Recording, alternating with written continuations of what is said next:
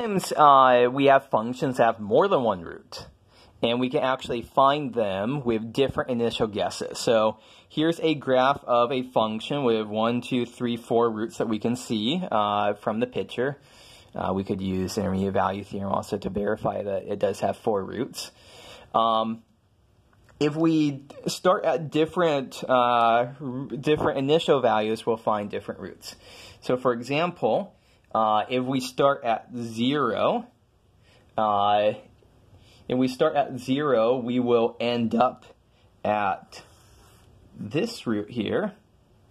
That's obviously not a good representation of what happens, but just showing that this is where we end up with. We start at -1, we'll find that root.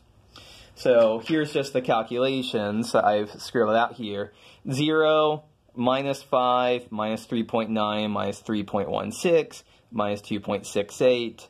We're getting closer and closer to something about -2.3. So what happened, starting at 0, we zoomed way off over here, and then we're working our way. So we went all the way off to the left, and now we're working our way back to the right to get close here.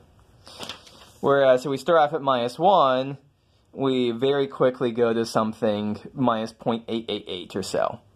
You can see we get very many decimal places very quickly. So Newton's method can be used to find all the roots of a function in some cases if we just pick different initial starting values. So that would find these 2 roots, then we just have to try maybe 0.5 would be a starting value to get us this one. Maybe 3 would be a starting value to get us this one. Just keep using more and more values here.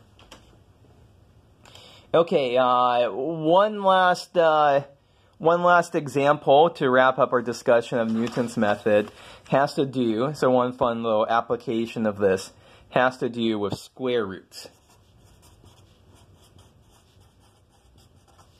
So, how would you, I asked you, what is square root 5?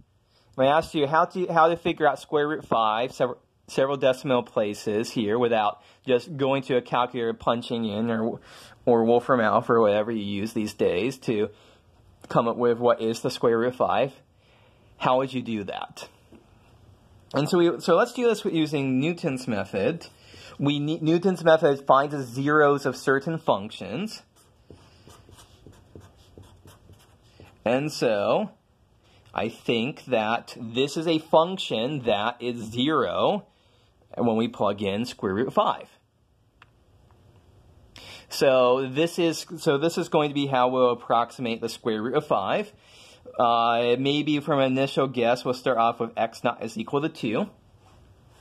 We know we need the derivative here. F prime of x is 2x. And so one last time here, our Newton's method guide, xn minus f of xn over f prime of xn. So x of n plus 1 is xn minus f of xn squared minus 5 over f prime of xn, 2 times xn. And so we crunch this out. x0 is 2. x1 is 2.23. x2 is about 2.23611. x3 is about 2.2366797 ... And so this is, we can tell using our rules before, we've basically got 3 decimal places here. In fact, with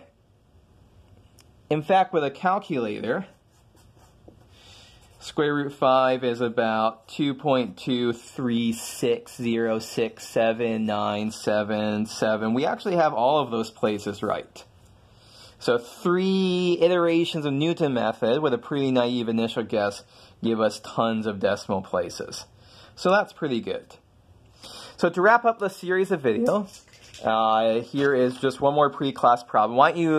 We did this for square root 5. Why don't you use Newton's method, 3 iterations with an initial guess of x0 as 2 in order to estimate square root 3, and you can use a calculator to check to see how good you got it.